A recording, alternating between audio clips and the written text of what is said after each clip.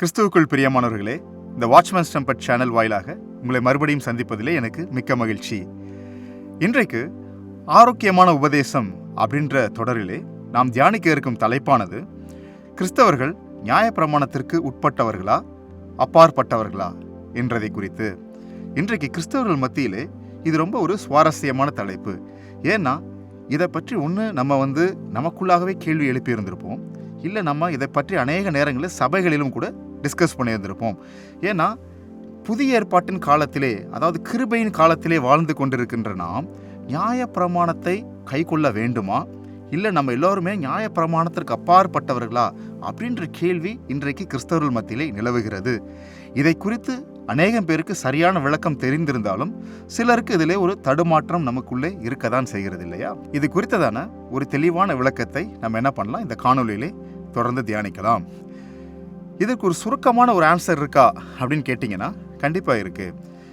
கிறிஸ்தவர்கள் நியாயப்பிரமாணத்தை கை கொள்ள வேண்டுமா?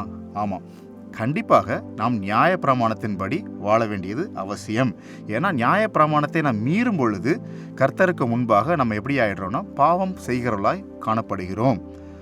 அதனால நம்ம நியாயப்பிரமாணத்திற்கு கீழ்ப்பட்டவர்களாய் வருகிறோமா அப்படின்னு பார்த்தா கண்டிப்பாக கிடையாது. நாம் நியாயப்பிரமாணத்திற்கு கீழ்ப்பட்டவர்கள் அல்ல, நாம் கிருபைக்கு கீழ்ப்பட்டவர்கள் என்றுதான் நமக்கு வேதம் சொல்லுகிறது. இது ஒரு முரண்பாடான ஒரு ஸ்டேட்மெண்ட்டாக இருக்கே, ரொம்ப பேரடாக்சிக்கலாக இருக்கே அப்படின்னு நீங்கள் யோசிச்சிங்க அப்படின்னா இந்த காணொலியோட இறுதி வரைக்கும் நீங்கள் தொடர்ந்து பார்ப்பீர்களே. ஆனால் இதை நம்ம முடிந்தவரை எளிதாக புரிந்து கொள்ளும்படியாக வேதத்திலிருந்து நம்ம தெளிவாய் தியானித்து விடலாம். வாருங்கள் இந்த காணொலிகளே செல்லலாம்.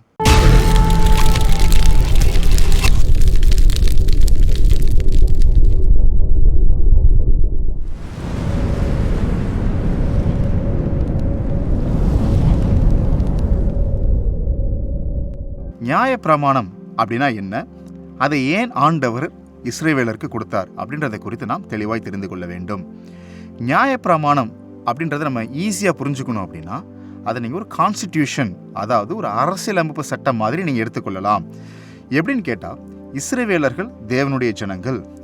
தேவன் அவர்களுக்கென்று கொடுத்த தேசத்தை சுதந்திரிக்கும்படியாக அவர்களுக்கு அவர் என்ன கொடுத்தார்னா இந்த நியாயப்பிரமாணத்தை கொடுத்தார். இன்றைக்கும் நம்ம பார்த்தோம்னா எந்த ஒரு நாட்டுக்கும் எடுத்துக்கிட்டால் அதுக்கு ஒரு கான்ஸ்டிடியூஷன் அப்படின்னு ஒன்று இருக்கும், ஒரு அரசியலமைப்பு சட்டம் இருக்கும். அந்த நாட்டிற்குள்ளே நீங்கள் வசிக்கணும் அப்படின்னா அந்த சட்டத்திட்டத்தின்படி நீங்கள் வாழ்வீர்களானால் அந்த நாட்டிற்குள்ளாக நம்ம எப்படி வாழலாம்னா சமாதானமாய் வாழலாம். அப்படி நம்ம அந்த சட்டத்திற்கு ஒப்புக்கொள்ளவில்லை என்றால், அதற்கு கீழ்ப்பட்டு நடக்கலை அப்படின்னா கண்டிப்பாக அதற்கு சில தண்டனைகள் உண்டு. அந்த தண்டனைகளுக்குள்ளாக நம்ம போக வேண்டியிருக்கும்ன்றது நம்ம எல்லாருக்குமே தெரிஞ்சிருக்கும். அதே மாதிரி தான் ஆண்டவர் இஸ்ரவேலருக்கு என்று என்ன பண்ணுறார் அப்படின்னா, அவர்கள் வாழ்க்கையிலே அவர்கள் கை கொள்ள வேண்டிய சட்டத்தை அவர்களுக்கு நியாயப்பிரமாணம் அப்படின்னு சொல்லி கொடுக்குறாரு. இது இஸ்ரவேலருக்கு ஸ்பெசிஃபிக்காக ஆண்டவர் கொடுத்ததா அப்படின்னு பார்த்தீங்கன்னா கிடையாது. இது பரலோக ராஜ்யத்தினுடைய சட்டத்திட்டம். எவன் ஒருவன் பரலோக ராஜ்யத்தில் பிரவேசிக்க வேண்டும் என்று விரும்புகிறானோ, தேவன் நியமித்த தேசத்திலே பிரவேசிக்க வேண்டும் என்று விரும்புகிறானோ, அவன் யாரா இருந்தாலும் சரி இந்த சட்டத்திட்டத்தின்படி தான் வாழ வேண்டும் என்பது தேவன் நமக்கு கொடுத்த பிரமாணம். அதனால தான் நீங்கள் பார்த்தீங்க அப்படின்னா இது இஸ்ரவேலர்களுக்கு மாத்திரம், யூதர்களுக்கு மாத்திரம் அப்படின்னு கிடையாது. நீங்கள் வேதத்தை நம்ம தெளிவாக வாசிக்கும் போது இஸ்ரவேலுக்குள்ளாக வெளிநாட்டவர் யாருனாலும் இங்கே வாழணும் அப்படின்னு ஆசைப்பட்டாலோ, எந்த ஒரு ஸ்ட்ரேஞ்சர் இங்கே வாசம் பண்ணணும்னு ஆசைப்பட்டாலோ அவர்களுக்கும் இந்த நியாயப்பிரமாணம் பொருந்தும் என்றுதான் வேதம் சொல்லுகிறது. அப்படின்னா இது என்னது அப்படின்னு கேட்டால், இது பரலோக ராஜ்யத்தினுடைய கான்ஸ்டிடியூஷன், பரலோக ராஜ்யத்தினுடைய சட்டம் இல்லையா? அப்போது ஆண்டவருக்கு எது பிடிக்கும், எது பிடிக்காது, எதை செஞ்சால் அவரை பிரியப்படுத்தலாம், எதை செஞ்சால் அவரை நம்ம பிரியப்படுத்த முடியாது அப்படின்ற ஒரு கோட்பாடு தான் நியாயப்பிரமாணம். இது எதற்காக இஸ்ரவேலருக்கு கொடுத்தார் அப்படின்னா, இஸ்ரவேலர்களுக்கு ஆண்டவரை பற்றி தெளிவாக தெரிந்து கொள்ள வேண்டும். நம்முடைய தேவன் எப்படிப்பட்டவர், அவரை பிரியப்படுத்த நம்ம எதெல்லாம் செய்யணும், எதெல்லாம் நம்ம வாழ்க்கையிலேருந்து விலக்கி வைக்கணும் அப்படின்றத அவர்கள் தெளிவாய் புரிந்து கொள்வதற்காக தேவன் அந்த நியாயப்பிரமாணத்தை அவர்களுக்கு கொடுத்து அதை அவர்கள் கை கொள்ள வேண்டும் என்று விரும்பினார். ஸோ இஸ்ரவேல் தேசத்திற்கு தேவனே ராஜாவா இருக்கின்றபடினாலே இது அவருடைய சட்டத்திட்டம். இஸ்ரவேலுக்கு தேவன் ராஜாவா இருக்கிறதுனால இதில் இன்னொரு அடிஷ்னல் ப்ரொவிஷனும் இருக்குது. அது என்னன்னு கேட்டோம் அப்படின்னா, நீங்கள் எந்த நாட்டிலையுமே அந்த நாட்டுடைய சட்டத்திட்டங்களை மதித்து நடக்கிறீங்க அப்படின்னா நீங்கள் சமாதானமாக இருந்துடலாம். அதை நீங்கள் மீறினீங்கன்னா உங்களுக்கு தண்டனை உண்டு.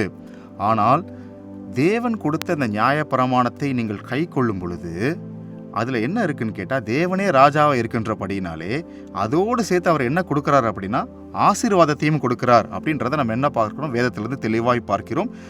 உபாகமம் 28வது அதிகாரத்தை படிக்கும் பொழுது இந்த ஆசீர்வாதங்களுடைய லிஸ்ட்டை நீங்கள் தெளிவாய் படுத்திக் கொள்ளலாம். அதே மாதிரி இதை மீறும் பொழுது நம் மீது சாபம் வருகிறது அப்படின்னும் வேதம் சொல்லுகிறது.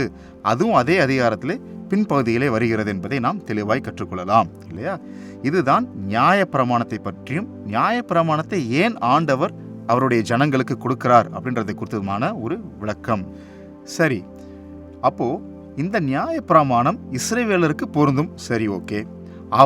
அவர்களுக்கு கொடுத்த அந்த இஸ்ரவேல் தேசத்தை அவர் சுதந்திரித்திருக்கும் பொழுது அவர்களுக்கு பொருந்தியது. சரி, ஓகே. அப்படியானால் இது கிறிஸ்தவர்களுக்கு பொருந்துமா அப்படின்றதான் இந்த காணொலியோட கேள்வியே இல்லையா? இப்போ இதை நம்ம தெளிவாக தெரிஞ்சுக்கணும் அப்படின்னா, இயேசு நியாயப்பிரமாணத்தை குறித்து என்ன சொன்னார் அப்படின்றத நம்ம தெளிவாக தெரிந்து கொள்ள வேண்டும். ஏன்னா கிறிஸ்தவர்கள் அப்படின்னா யாரு? கிறிஸ்துவனுடைய போதனையை பின்பற்றும் ஜனங்கள் இல்லையா? அவங்க தான் நம்ம எல்லாரும். அதே மாதிரி கிறிஸ்துவின் உடையவர்கள், கிறிஸ்துவின் ஆவியை உடையவர்கள் தான் கிறிஸ்தவர்கள். அப்போது கிறிஸ்து எதை செய்தாரோ, கிறிஸ்து நியாயப்பிரமாணத்தை பற்றி என்ன சொன்னாரோ அதை குறித்து நாம் தெளிவாய் தெரிந்து கொள்ள வேண்டியது மிக அவசியம். நம்ம மத்தேயு 5வது அதிகாரத்திலே 17ஆம் வசனத்திலிருந்து வாசிப்போமேயானால் வேதம் நமக்கு இவ்வண்ணமாய் சொல்லுகிறது. வாருங்கள் வாசிக்கலாம். நியாய பிரமாணத்தில் உள்ளதெல்லாம் நிறைவேறும் அளவும் அதில் ஒரு சிறு எழுத்தாகிலும் ஒரு எழுத்தின் உறுப்பாகிலும் ஒளிந்து போகாது என்று மெய்யாகவே உங்களுக்கு சொல்லுகிறேன். ஆகையால் இந்த கற்பனைகள் எல்லாவற்றிலும் சிறிதானதொன்றையாகிலும் மீறி அவ்விதமாய் மனுஷருக்கு போதிக்கிறவன் பரலோக ராஜ்யத்தில் எல்லாரிலும் சிறியவன் எனப்படுவான். இவைகளை கைக்கொண்டு போதிக்கிறவனோ பரலோக ராஜ்யத்தில் பெரியவன் எனப்படுவான். வேத பாரகர் பரிசேயர் என்பவர்களுடைய நீதியிலும் உங்கள் நீதி அதிகமாயிராவிட்டால் பரலோக ராஜ்யத்தில் பிரவேசிக்க மாட்டீர்கள் என்று உங்களுக்கு சொல்லுகிறேன். இந்த வேத பகுதியிலிருந்து நமக்கு என்ன தெளிவாய் தெரிகிறது அப்படின்னா, இயேசு சொல்றாரு, நான் நியாயப்பிரமாணத்தை அழிக்க வரவில்லை, அதற்கு புறம்பாக வாழவோ வரவில்லை, அதை நிறைவேற்றதான் வந்தேன் அப்படின்னு சொல்லி இயேசு சொல்லுகிறார் இல்லையா? இன்னும் அடுத்த வசனங்கள் அவர் என்ன தெளிவாக சொல்றார் அப்படின்னா, வானம் பூமி ஒளிந்து போனாலும் கூட இதில் இருக்கிற ஒரு பிரமாணமும் ஒளிந்து போவதில்லை, அதில் இருக்கிற ஒரு எழுத்தோ எழுத்தின் ஒரு உறுப்போ கூட மாறப்போவதில்லை, அதை யாரும் நீங்கள் மாற்றவும் கூடாது, அதை மாற்றி போதிக்கவும் கூடாது அப்படின்னு ரொம்ப தெளிவாக இந்த இடத்துல சொல்லுகிறதா நம்ம பார்க்கிறோம். அப்படின்னா என்ன அர்த்தம் அப்படின்னா, நியாயப்பிரமாணம் என்றது நம் வாழ்க்கையை ஊடுருவி வருகிறது அப்படின்றதான் இந்த வசனத்தின் மூலமாய் நமக்கு தெரிகிறது இல்லையா? நம்ம வாழ்க்கைக்கு இது அப்பாற்பட்டதல்ல, நம்மோடு கலந்தது. நாம் கிறிஸ்துவின் ஆவியை உடையவர்களாக இருக்கின்றதுனாலே, அவர் நியாயப்பிரமாணத்திற்குட்பட்டு வாழ்ந்தபடியினாலே நாமும் நியாயப்பிரமாணத்திற்குட்பட்டு வாழ வேண்டியது அவசியம் அப்படின்றதா இந்த வேத பகுதி நமக்கு தெளிவாய் காட்டுகிறது. அப்படின்னா நம்ம நியாயப்பிரமாண புஸ்தகத்தில் இருக்கிறத அப்படியே படித்து அதை அப்படியே நம்ம செஞ்சுக்கிட்டே இருக்கணுமா அப்படின்ற கேள்வி உங்களுக்குள்ளாக வரலாம். கரெக்டாக? அதற்கும் நம்ம எங்கேருந்தா ஆன்சர் எடுக்கணும்னா, இயேசு என்ன சொன்னாரோ அங்கேருந்தே நம்ம வரலாம். சரிங்களா? மத்தேயு 12வது அதிகாரத்தை நாம் பார்க்கும் பொழுது இந்த இடத்துல ஒரு ஈவெண்ட் வருது. இங்கே என்ன நடக்குது அப்படின்னா, ஓய்வு நாளிலே இயேசுவும் அவருடைய சீஷரும் என்ன பண்ணுறாங்க, ஒரு வயல் வழியாக நடந்து வருகிறார்கள் அப்படின்னு நம்ம பார்க்குறோம். அங்கே அவருடைய சீஷர்கள் பசியாக இருந்தபடினால அவங்க என்ன பண்ணுறாங்க அப்படின்னா, இந்த கதிர்களை கொஞ்சம் என்ன பண்ணுறாங்க, கொய்து அவங்க அப்படியே சாப்பிட்டுக்கிட்டே வராங்க அப்படின்னு சொல்லி இந்த வேத பகுதி சொல்லுது. இதை உற்று கவனித்துட்டு இருந்த பரிசேயர் என்ன கேட்குறாங்க அப்படின்னா, உடனே இப்படி பயிரை கொய்து சாப்பிட்றது ஒரு ஓய்வு நாளில் செய்யலாமா, இது தப்பு கிடையாதா அப்படின்னு இயேசுகிட்ட ஒரு கேள்வியை வைக்கிறாங்க, அவரை குற்றப்படுத்தும்படியாக. இயேசு இந்த இடத்துல அவங்க சீஷரை எப்படி டிஃபெண்ட் பண்ணுறாரு அப்படின்னு பார்த்தோம் அப்படின்னா, சரி இதுபடி தான் நீங்கள் செய்யணும் அப்படின்னு பார்த்தீங்க அப்படின்னா, தாவீதும் அவனோடு இருந்தவர்களும் என்ன பண்ணாங்க அப்படின்னா, தேவாலயத்திலே பிரவேசித்து தேவாலயத்தோடைய அப்பத்தை எடுத்து சாப்பிட்ட பொழுது அவங்க ஏன் சாகலை, அவங்களுக்கு ஏன் எதுவுமே நடக்கலை அப்படின்னு ஒரு கேள்வியை வைக்கிறாரு. அதே மாதிரி இன்னொரு கேள்வியும் வைக்கிறார் இல்லையா? இந்த பிரதான ஆசிரியர் இவங்கெல்லாம் ஓய்வு நாளின் பொழுது தேவாலயத்தில் ஓய்ந்திராதபடி அவர்கள் அங்கே என்ன பண்ணுறாங்க, ஒரு வேலை அலுவல் செய்கின்றபடியினாலே அது எப்படி அவர்களுக்கு பாவம் இல்லாமல் போயிற்று அப்படின்னு ஒரு கேள்வியை கேட்குறார். இதெல்லாம் இந்த மாதிரி விஷயங்கள் எல்லாமே உங்களுடைய பிரமாணத்தின்படி மிஸ்டேக் தானே. அப்போ இந்த பிரமாணத்தின்படி மிஸ்டேக்காக இருக்கிறது ஏன் பாவம் இல்லாமல் போயிடுச்சு இந்த காரியங்கள்லாம் அப்படின்னு சொல்லி ஒரு கேள்வியை வச்சுட்டு ஆண்டவர் தெளிவாய் ஒரு விளக்கத்தையும் கொடுக்குறார். நான் பலியை அல்ல இரக்கத்தையே விரும்புகிறேன் அப்படின்னு சொல்லிட்டு மனுஷகுமாரன் ஓய்வு நாளுக்கும் ஆண்டவராக இருக்கிறார் அப்படின்னு சொல்லி முடிக்கிறார் இல்லையா? அப்போது பலியை அல்ல நான் இரக்கத்தையே விரும்புகிறேன் அப்படின்றதுடைய அர்த்தம் உங்களுக்கு என்னன்னு புரிஞ்சிச்சுன்னா நான் சொன்னதெல்லாம் என்னன்னு உங்களுக்கு புரியும் அப்படின்னு சொல்லிட்டு அந்த இடத்தை விட்டு அவர் கடந்து செல்கிறார். அதற்கான அர்த்தம் அவர்களுக்கு புரியாதபடினாலே அவர்களால் என்ன பண்ண முடியல, அதற்கு மேல் அவரை கேள்வி கேட்கவும் முடியல, அவரை குற்றப்படுத்தவும் முடியாதபடி அந்த பரிசேயர்களும் அந்த இடத்தை விட்டு கடந்து போனார்கள் நம்ம பார்க்கிறோம். இது முடிச்சதுக்கு அப்புறமா அடுத்தபடியாக இயேசு என்ன பண்ணுறாருன்னா தேவாலயத்திற்கு போகிறாரு நம்ம பார்க்குறோம் இல்லையா? அந்த இடத்துல என்ன நடக்குது அப்படின்னா அங்கே ஒரு மனுஷனை சுத்தமாக்கும்படி அவர் சித்தம் கொண்டார் நம்ம பார்க்குறோம். ஆனால் உடனே இவங்க என்ன பண்ணிடுறாங்க, அங்கேயும் அவரை குற்றப்படுத்தும்படி எழும்பி கேட்குறாங்க, இந்த மனுஷனை நீங்கள் ஓய்வு நாள் என்று சுகமாக்குறது பாவமாகாதா அப்படின்னு சொல்லி கேட்கும்போது ஆண்டவர் தெளிவாக அந்த இடத்துல ஒரு விளக்கத்தை கொடுக்குறாரு. என்னன்னா, உங்களுடைய வீட்டில் ஒரு ஆட்டுக்குட்டி இருக்குது, அந்த ஆடு என்ன பண்ணுது அப்படின்னா ஒரு குழியில் மாட்டிக்கிட்டு இருக்கும் பொழுது ஓய்வு நாள் அன்று உங்களில் யாராவது ஒருத்தர் அதை தூக்கி விடாமல் நீங்கள் அப்படியே இருப்பீங்களா? அதை உங்களுடைய நியாயப்பிரமாணம் அலோவ் பண்ணுது அப்படின்னா எப்படி ஒரு ஆடோட மேன்மையான ஒரு மனுஷனை முழுமையாய் குணமாக்க வேண்டியது, முழுமையாய் சுத்தமாக்க வேண்டியது எப்படி நியாயம் இல்லாமல் போகும் அப்படின்னு சொல்லிட்டு ஒரு கேள்வி அந்த இடத்துல கேட்கிறத நம்ம பார்க்கிறோம். இதற்கும் அவளிடத்துல பதில் இல்லாமல் போனபடினாலே இயேசுவை அவர்களால் அந்த இடத்துல குற்றப்படுத்த முடியவில்லை. இந்த இடத்துல ஒரு முக்கியமான விஷயம் நம்ம என்னன்னு தெரிஞ்சுக்கணும் அப்படின்னா 613 பிரமாணங்கள் பழைய ஏற்பாட்டில் கொடுக்கப்பட்டிருந்தது இல்லையா? இந்த ஒரு பிரமாணத்திற்குமே ஒரு விளக்க உரை உண்டு. ஏன்னா அது அப்படியே அந்த பிரமாணத்தை படித்து அவங்க வாழ்க்கையில் என்ன பண்ண முடியாது, பின்பற்ற முடியாது என்பதற்காக. ஏன்னா இந்த பிரமாணங்கள் கொடுக்கப்பட்டது இவர்கள் வனாந்தரத்தில் இருந்த பொழுது.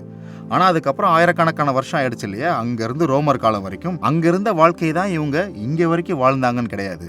அப்போ அவருடைய வாழ்க்கை சூழல் மாற மாற இந்த ஒரு பிரமாணத்தோட மீனிங்கும் லேசாக என்ன ஆகுது அப்படின்னா கொஞ்சம் டீப்பாக அதை திங்க் பண்ண வேண்டியது இருக்குது.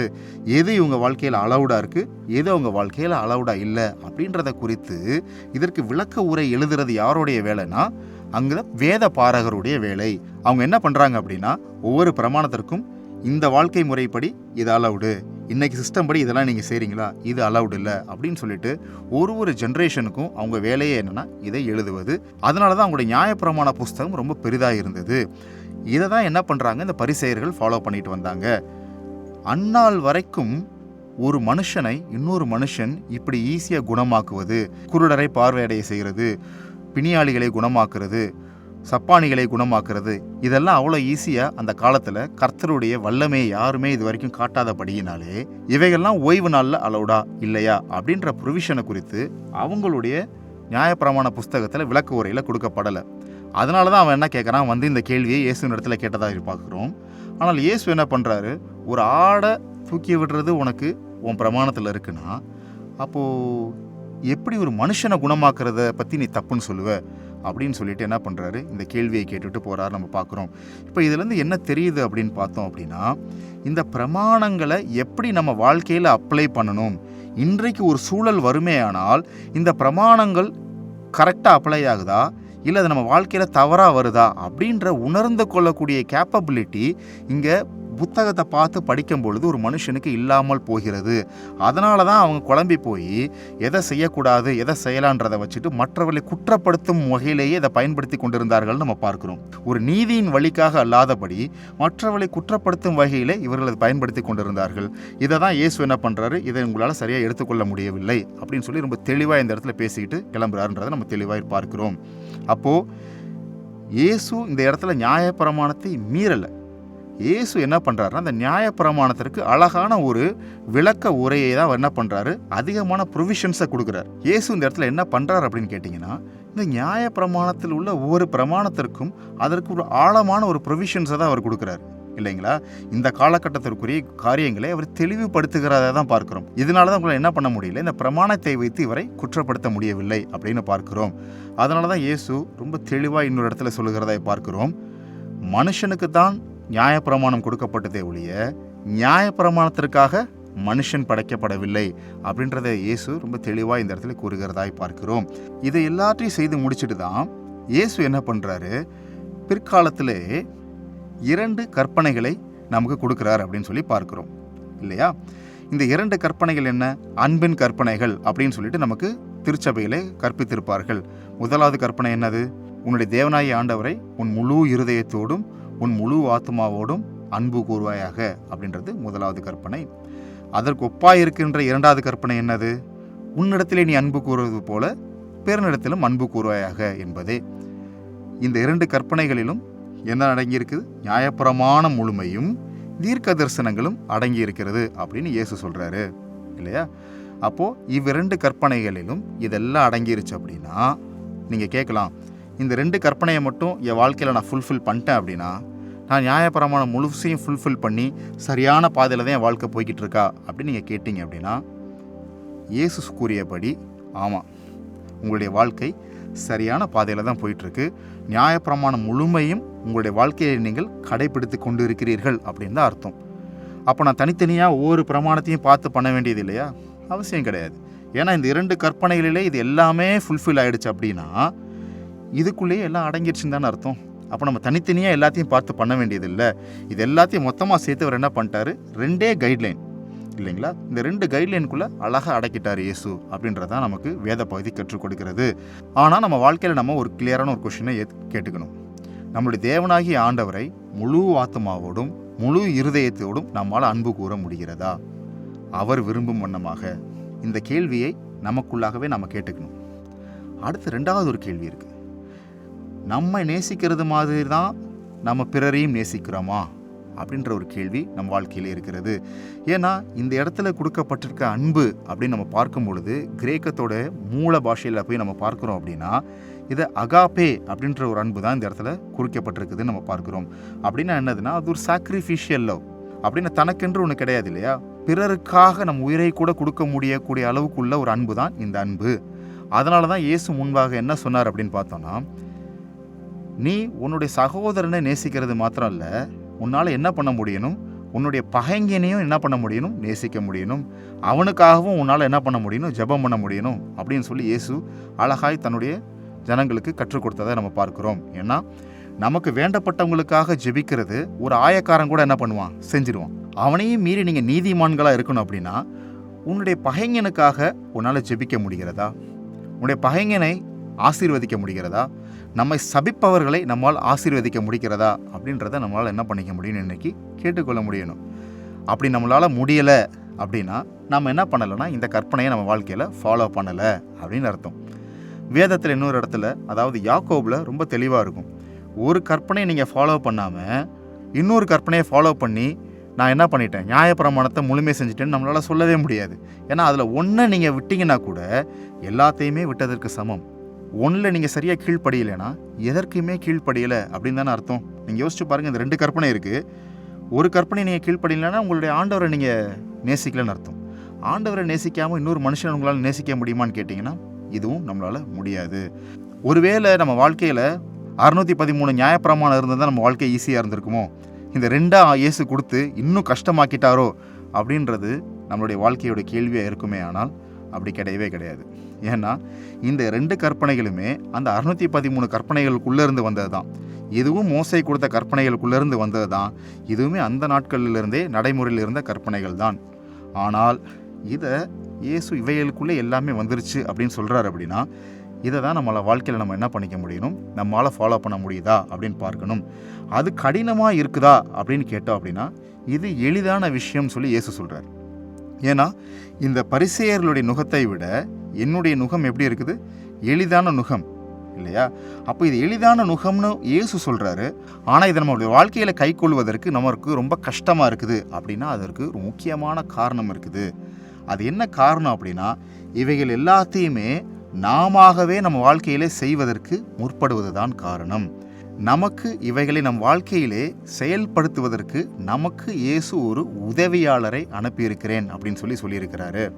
அந்த உதவியாளரை நம் வாழ்க்கையிலே நம்ம நாடாமல் இதெல்லாம் நம்மளுடைய சுய பலனில் செய்யணும்னு நம்ம நினைக்கிறதுனால இந்த கற்பனைகளை நம்மால் என்ன பண்ண முடியலை, கை கொள்ள முடியலை. நம்மால் நம்முடைய நியாயப்பிரமாணங்களை கை கொள்ளாமல் ஆண்டவரிடத்திலிருந்து நம்ம எப்படி இருக்கிறோம், வாழ்க்கையில் ரொம்ப தூரத்தில் இருக்கிறோம் என்று வேத பகுதியிலிருந்து நாம் கற்றுக்கொண்டிருக்கிறோம். இதிலிருந்து நம்ம என்ன கற்றுக்கிட்டோம் அப்படின்னா, கிறிஸ்தவர்களுக்கு நியாயப்பிரமாணம் பொருந்துமா? நமக்கு கண்டிப்பாக பொருந்தும். இயேசு நியாயப்பிரமாணம் நமக்கு பொருந்தும்னு சொன்னாரா? ஆமாம், கிறிஸ்தவர்களுக்கு நியாயப்பிரமாணம் பொருந்தும். ஒரு பிரமாணமும் கூட நம்ம வாழ்க்கையிலேருந்து எடுபட்டு போகவில்லை அப்படின்னு அவர் தெளிவாக சொன்னார். மூன்றாவது விஷயம் நம்ம என்ன கற்றுக்கிட்டோம் அப்படின்னா, இயேசு நமக்கு 2 கற்பனைகளை கொடுத்தார். இந்த 2 கற்பனைகளை மாத்திரம் நம்ம கை கொண்டுட்டு நியாயப்பிரமாணம் முழுமையும் நம்ம நிறைவேற்றிட்டோம் அப்படின்னு நம்ம எடுத்துக்கொள்ளலாமா? கண்டிப்பாக எடுத்துக்கொள்ளலாம். ஏன்னா இந்த 2 கற்பனைகளுக்குள்ளும் நியாயப்பிரமாணம் முழுமையும் தீர்க்க தரிசனம் அடங்கிருச்சுன்னு இயேசு சொல்லிட்டாரு இல்லையா? இப்போ இது வரைக்கும் நமக்கு ஒரு தெளிவு இருக்கும் அப்படின்னு நான் நம்புகிறேன். ஆனால் ஒரே ஒரு குழப்பம் இருக்குது. அதை நம்ம என்ன பண்ணிடணும்? சரி செய்து கொள்ள வேண்டும். அநேக நேரங்களில் நம்ம என்ன செய்கிறோம் அப்படின்னா, பவுல் ஒரு விஷயம் சொல்லியிருக்கிறார். நம்ம நியாய பிரமாணத்திற்கு கீழ்ப்பட்டவர்கள் அல்ல, கிருபைக்கு கீழ்ப்பட்டவர்கள் அப்படின்னு சொல்லி ஒரு வசனம் இருக்கிறது இல்லையா? அந்த வசனத்தை நம்ம மேற்கோள் காட்டி நியாயப்பிரமாணம் எதுவுமே நமக்கு வாழ்க்கையில் கிடையாது, நம்ம வாழ்க்கையில் கிருபை வந்துட்டனால நியாயப்பிரமாணத்தை நம்ம என்ன பண்ணலாம்? மீறி கொள்ளலாம் அப்படின்னு சொல்லிட்டு ஒரு உபதேசம் இந்த காலகட்டத்திலே உபதேசிக்கப்படுகிறது நம்ம எல்லோருக்குமே தெரியும் இல்லைங்களா? ஏன்னா நியாயப்பிரமாணம் இல்லை, இந்த தவறு நம்ம செய்யலாம், ஏன்னா நமக்கு கிருபையின் காலத்தில் இருக்கிறோம், ஆண்டவர் கிருபை கொடுத்துருக்கிறாரு அப்படின்னு நம்ம எளிதாக எடுத்துக்கொண்டு போகிறோம். அப்போது கிருபைனா என்ன, பிரமாணம்னா என்ன அப்படின்றத குறித்து நமக்கு ஈஸியாக புரிஞ்சுட்டு பவுல் அதை ஏன் சொன்னார்ன்றதை நம்ம சுருக்கமாக பார்த்துடலாம். ஃபார் எக்ஸாம்பிள், அன்றாட வாழ்க்கையில் பார்க்கறது என்னன்னு பார்த்தா, டிராஃபிக் சிக்னல் நம்ம எல்லாருக்குமே நல்லா தெரியும். டிராஃபிக் சிக்னல் நமக்கு எதற்காக கொடுத்துருக்குறாங்க அப்படின்னா, சாலையில் பயணிக்கிற எல்லாருமே சேஃபாக, அதாவது பத்திரமா போய் பத்திரமா திரும்பி வரணும் அப்படின்றதுக்காக கொடுக்கப்பட்டதான். ஏன்னா அந்த டிராஃபிக் சிக்னல் இல்லைன்னா என்ன ஆகும் அப்படின்னா, எல்லாரும் அவங்க இஷ்டப்படி என்ன பண்ணுவாங்க? நேராக போவாங்க, குறுக்கிலேருந்து வருவாங்க, எல்லாம் வருவாங்க. இது என்னத்தை ஏற்படுத்தும்? விபத்தை ஏற்படுத்த அநேக வாய்ப்புகள் உண்டு. இதில் ஒரு ஒழுங்கு வருகிறது. இந்த ஒழுங்கு வர்றதுனால நம்மால் என்ன பண்ண முடியுது அப்படின்னா, விபத்து இல்லாமல் சாலையிலே பயணிக்க முடிகிறது இல்லையா? இது ஒரு லா, இது ஒரு சட்டம். இந்த சட்டத்தை நம்ம கடைபிடிக்கணுமா? கண்டிப்பாக கடைபிடிக்கணும். இந்த சட்டத்தை நம்ம கடைபிடிக்கலை அப்படின்னா போலீஸ் நம்மளை பிடிச்சி என்ன பண்ணுவாங்க? கண்டிப்பாக ஃபைன் போடுவாங்க இல்லையா? இது சரியானதா? கண்டிப்பாக சரியானது. ஏன்? இது நமக்காகவும் பிறருக்காகவும் நம்மளுடைய பாதுகாப்புக்கென்று கொடுக்கப்பட்ட சட்டம். இதை ஒட்டியே நம்ம என்ன பண்ணலாம்? இன்னொரு எக்ஸாம்பிள் எடுத்துக்கலாம். இப்போது நடுராத்திரி ஒரு 2:15 மணி, ஒரு 2:30 மணி இருக்குன்னு வச்சுக்கோம். இப்போ நீங்கள் என்ன பண்ணுறீங்க? சாலையில் பயணித்து போயிட்டுருக்கீங்க. அப்போது அந்த இடத்துல ஒரு சிவப்பு விளக்கு எரிகிறது. இப்போது அந்த சிவப்பு விளக்கை மதித்து நீங்கள் அந்த இடத்துல வாகனத்தை நிப்பாட்டணுமா? இல்லை ரோட்டில் தான் யாருமே இல்லையே, இதை நிப்பாட்டுறதுனால எந்த பிரயோஜனமே இல்லையே, இல்லை நம்ம கடந்து போய்கிட்டே இருக்கலாமா அப்படின்னு நீங்கள் யோசித்து போவீங்களா? இல்லை அந்த இடத்துல நம்ம வாகனத்தை கண்டிப்பாக நிறுத்தணுமா அப்படின்னு கேட்டிங்கன்னா, நம்ம சட்டத்திட்டத்தின்படி நீங்கள் கண்டிப்பாக அந்த வாகனத்தை நிப்பாட்டி ஒரு 120 செகண்ட் போட்டிருக்கா, 120 செகண்ட் அங்கே நிற்கணும். நீங்கள் 120 செகண்ட் நிற்கிற வரைக்கும் யாருமே அந்த ரோட கடக்க மாட்டாங்க. ஆனால் நீங்கள் நின்று தான் பயணிக்கணும். ஒருவேளை 2:30 மணிக்கு ஒரு போலீஸ்காரங்க நிற்கிறாரு அப்படின்னா, நீங்கள் நிற்காமல் போனீங்கன்னா, சரி அதான் யாருமே இல்லையே, இவர் கடந்து போகட்டும் அப்படின்னு விடுறதுக்கும் அவருக்கு அதிகாரம் இல்லை. ஏன்னா இது சட்டத்திட்டத்தின்படி நியாய பிரமாணத்திற்கு உள்ளாக வாழ்கின்ற வாழ்க்கை என்பதனாலே இந்த சட்டத்திட்டங்களை நம்ம கை கொண்டே ஆக வேண்டும். இப்போது கிருபை அப்படின்றத இதுக்குள்ளே நீங்கள் கொண்டு வரீங்கன்னா, கிருபை என்ன கொண்டு வரும்னா, அந்த இடத்துல ஒரு ப்ரொவிஷன் கொண்டு வரும். அந்த இடத்துல அந்த நீடு இருக்கா இல்லையா அப்படின்றத அந்த இடத்துல நம்ம பார்க்கலாம். இப்போ ஃபார் எக்ஸாம்பிள், இந்த இடத்துல ஒரு போலீஸுக்கு ஒரு அதிகாரம் இருக்குதுன்னு வச்சுக்கலாமே. இப்போ நிறைய இடத்துல நீங்கள் சிட்டியில் பார்ப்பீங்க, நைட் ஒரு 11 மணி 12 மணிக்கு மேலே போன உடனே டிராஃபிக் சிக்னல் என்ன பண்ணிவிடுவாங்க? ஆஃப் பண்ணிவிடுவாங்க. அந்த ஆரஞ்சு விளக்கு மட்டும் என்ன பண்ணும்? அமர்ந்து பொருத்திட்டு இருக்குன்றதை நீங்கள் பார்ப்பீங்க. அப்படின்னா என்ன அர்த்தம்? நீங்கள் வாகனத்தை அங்கே நிற்பாட்ட வேண்டாம், கடந்து போய்கிட்டே இருக்கலாம். ஏன்?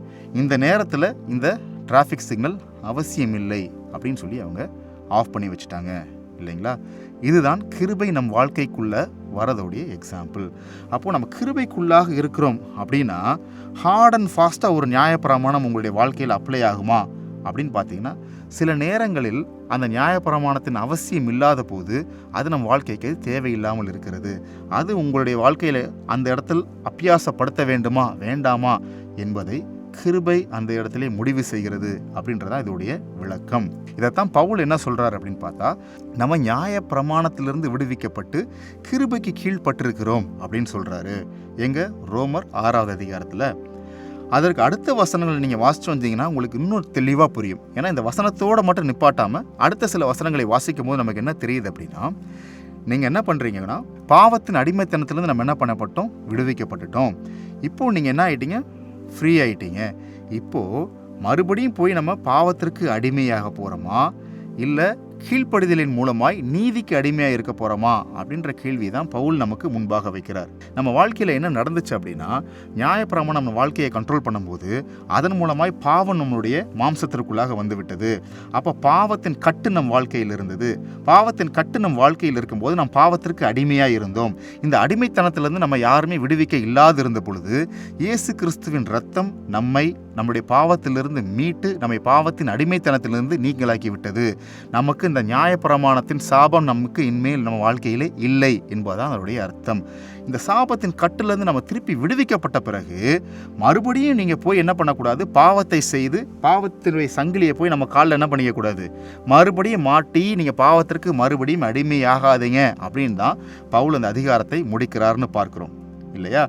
அப்போது நியாயப்பிரமாணத்தின் சாபம் நம்ம வாழ்க்கையிலேருந்து போச்சு அப்படின்னா அந்த சாபத்திலேருந்து நம்ம விடுவிக்கப்பட்டு மறுபடியும் அந்த சாபத்துக்குள்ளே பாவத்தின் மூலமாக போகாதீங்கன்னு அங்கே பவுல் சொல்கிறாரே ஒழிய, கிருபை நம்ம வாழ்க்கையில் வந்துட்டதுனால இது பாவம் செய்கிறதுக்கு ஒரு லைசன்ஸ் அப்படின்னு கிடையாது அப்படின்றத அந்த இடத்துல தெளிவாய் பவுல் எக்ஸ்பிளைன் பண்ணிட்டார் இல்லையா? அப்போது இதோட எக்ஸ்டென்ஷன் தான் எங்கே போகுது அப்படின்னா, ரோமர் 7வது அதிகாரம் 6வது வசனத்தை நம்ம வாசிக்கலாம்.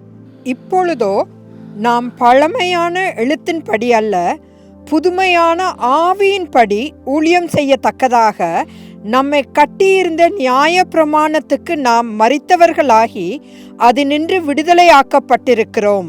இந்த இடத்துல புதுமையான ஆவியின்படி அப்படின்னு வருது இல்லையா? அப்போ மாம்சத்திற்குள்ளாக பாவம் வந்து மாம்சத்தை யார் கண்ட்ரோல் பண்ண, பாவம் கண்ட்ரோல் பண்ணிட்டு இருக்குது இல்லைங்களா? அப்போ அதிலிருந்து நம்ம விடுவிக்கப்பட்டுட்டோம்னா மறுபடியும் நம்ம என்ன இங்கேயே இருக்க முடியாது, மாம்சத்திலே எழுதிருக்க முடியாது. அப்போ மாம்சத்தை யார் கண்ட்ரோல் பண்ணுறா அப்படின்னா எழுதப்பட்ட இந்த சட்டதிட்டங்கள் இல்லையா? அதிலிருந்து நீங்கள் விடுவிக்கப்பட்டு எங்கே வந்துட்டீங்க அப்படின்னா புதுமையான ஆவிக்குள்ளான வாழ்க்கைக்கு வந்துட்டோம் இல்லையா? ஆவிக்குள்ளான வாழ்க்கைக்கு வந்துட்டா அப்போ நம்ம எதை கேட்டு நடக்கிறது, எது சரி எது தப்பு நம்ம வாழ்க்கையில் கண்டுபிடிச்சு நடக்கிறது அப்படின்னு பார்த்தீங்க அப்படின்னா அதுதான் 2ஆம் உடன்படிக்கை. இயேசு நமக்கு ரத்தத்தை சிந்தினார் இல்லையா? இது 2ஆம் உடன்படிக்கைக்குரிய ரத்தம் அப்படின்னு சொல்லி தான் நம்ம படிக்கிறோம் இல்லையா? அப்போ 2ஆம் உடன்படிக்கையின்படி நம்ம வாழ்க்கையில் என்ன நடக்குது அப்படின்னு பார்த்தீங்க அப்படின்னா இந்த சட்டத்திட்டங்கள் இந்த பிரமாணங்கள்லாம் எங்கே வந்துருச்சு அப்படின்னா உங்களுடைய இருதயத்திற்குள்ளாக வந்துருச்சு. அப்போ உங்கள் இருதயத்திற்குள்ளாக இந்த பிரமாணங்கள் வந்துருச்சு அப்படின்னா நமக்கு ஒவ்வொரு நிமிஷமும் நம்ம வாழ்க்கையில் நம்மளுக்கு கைட் பண்ணுறதுக்கு இது சரியா இது தப்பா, இந்த வழியை எடுத்துக்கலாமா இந்த வழியை எடுத்துக்கூடாதா அப்படின்ற ஒரு கைட்லைன் நமக்கு கொடுப்பதற்கான ஒரு பிரமாணங்கள் நம்ம இருதயத்துக்குள்ளே வந்துருச்சு. அதை நமக்கு தெளிவுபடுத்தி காட்டுவதற்காக தான் நமக்காக பரிசுத்த ஆவியானவர் கொடுக்கப்பட்டிருக்கிறார். அதனால தான் அவரை நமக்கு என்ன சொல்கிறாங்க, நமக்கு உடைய உதவியாளர், ஹீஸ் ஆர் ஹெல்ப்பர் அப்படின்னு சொல்கிறதுக்கான காரணம் அதுதான் புதிய ஆவிக்குரிய வாழ்க்கை. என்றைக்குமே பழைய ஏற்பாட்டு காலத்திலும் சரி புதிய ஏற்பாட்டு காலத்திலும் சரி எந்த ஒரு காலத்திலையுமே நம்ம வாழ்க்கையில் ஒரு ப்ரெடிக்கமெண்ட்டில் மாட்டும் போது நம்ம ஆண்டவரிடத்துல போய் அதோடைய விளக்கத்தை கேட்கும் பொழுது அவர் நமக்கு தெளிவாக இதை நீ செய் இதை செய்யாத நமக்கு வழிகாட்டுறதை நம்மளால் தெளிவாக உணர்ந்து கொள்ள முடிகிறது. நாகமானுடைய எக்ஸாம்பிளில் நீங்கள் பார்த்தீங்க அப்படின்னா நாகமான் சொஸ்தமானதுக்கு அப்புறமேல் எலிசாவின் இடத்துல இப்படியாக கேட்கிறார், இப்பொழுது இஸ்ரவேலுடைய தேவன் தான் உண்மையான தேவன் எனக்கு தெரிஞ்சிருச்சு.